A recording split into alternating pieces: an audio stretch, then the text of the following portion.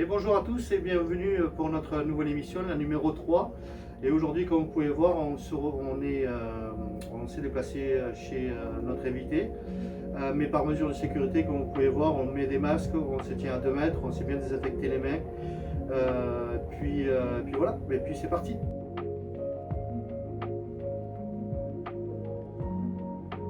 Alors, je m'appelle Micheline Muller et j'ai 57 ans.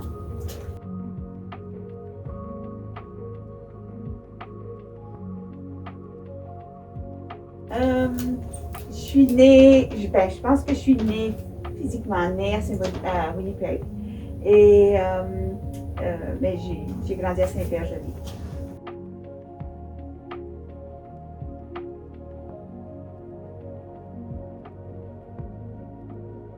Oui, j'ai 4 sœurs et 2 frères.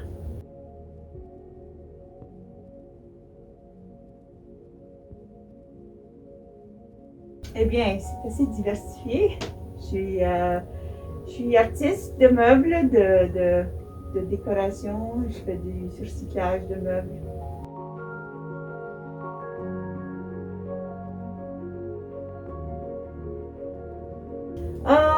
Dans mes vingtaines, je pense que j'avais considéré d'aller à Banff School of Arts. Et puis, je ne l'ai jamais fait.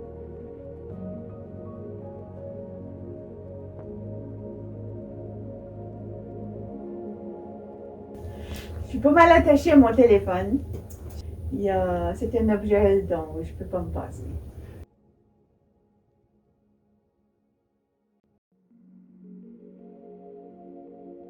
Le premier souvenir qui te vient en tête? Les voyages, le camping, ça faisait partie de tous nos étés. Puis on a voyagé partout au Canada, toute la famille. Puis c'est de très beaux souvenirs.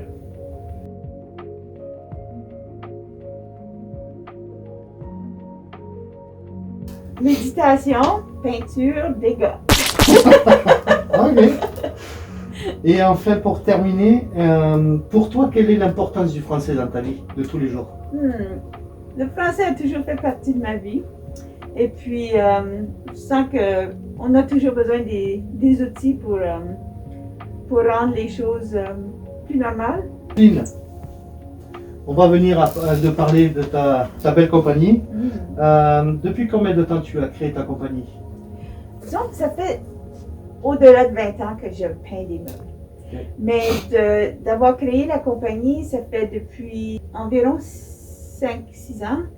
Et donc dans ta compagnie, en préparant cette émission avec Julien, on s'est aperçu que tu faisais des thèmes aussi. Oui. Tu prends un morceau de bois, quelconque, et tu en fais une pièce d'art.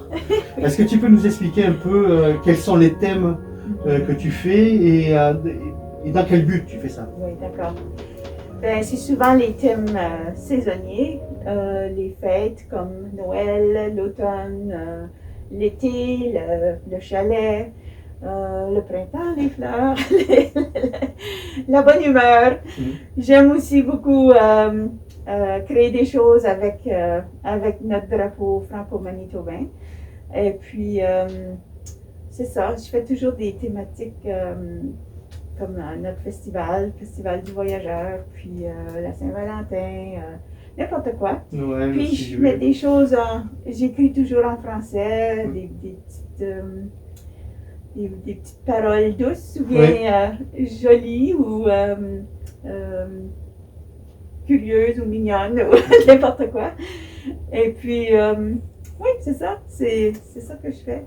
Mais tu ne fais pas que ça, tu fais aussi de la rénovation de meubles et à tes yeux, la rénovation de meubles est très importante justement pour recycler les meubles. Alors ça, est-ce que tu peux nous expliquer aussi la rénovation de ces meubles-là? Et qui sont tes clients en général? Bien, dépendant, je commence à avoir de plus en plus de personnes qui ont appris ce que je faisais. Les gens qui ont des meubles anciens, disons, de leurs parents ou de leurs grands-parents, puis qui ont un attachement aux meubles, mais qui est vraiment en mauvais état.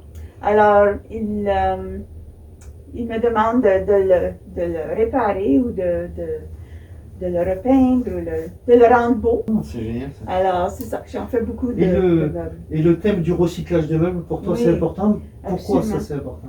Ben, pour moi, il y a tellement, les anciens meubles sont faits avec beaucoup de qualité et ça a beaucoup plus de valeur, même s'ils sont anciens et peut-être maganés. Le meuble a une histoire pour C'est toi. ça. Et puis pour moi, de l'envoyer au dépotoir, c'est pas vraiment une option que j'aime. Je pense qu'on peut recycler ou surcycler les choses, les rendre belles et utilisables encore plus longtemps. Puis, Parce que tu fais l'extérieur du meuble, mais tu fais aussi l'intérieur des meubles, Oui, oui, même les c'est chaises. ça.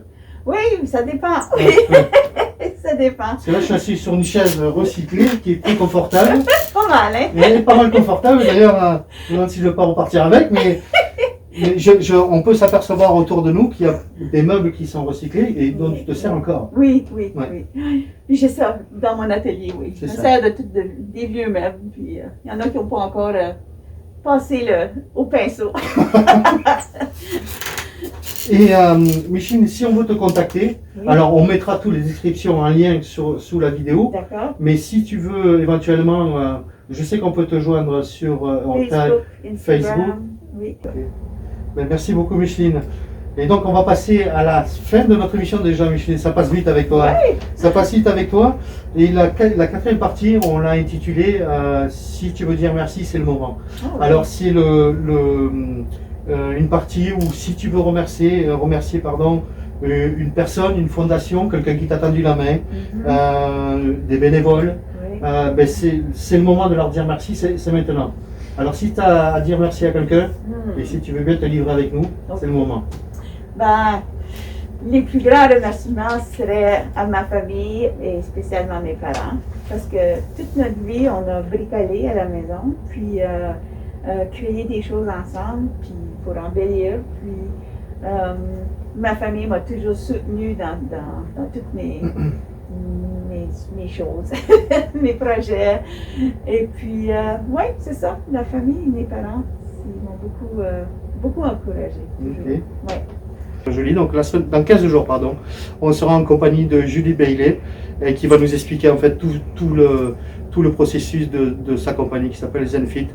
Micheline, merci encore une fois de nous avoir accueillis chez toi et on souhaite à Foufou des années et des années de travail, de sueur, mais et comme je disais en début d'émission, on sent l'odeur du bois, on sent l'odeur du travail et on sent l'odeur surtout de la passion des meubles. Vous verrez de toute façon quelques photos sur notre compte Facebook.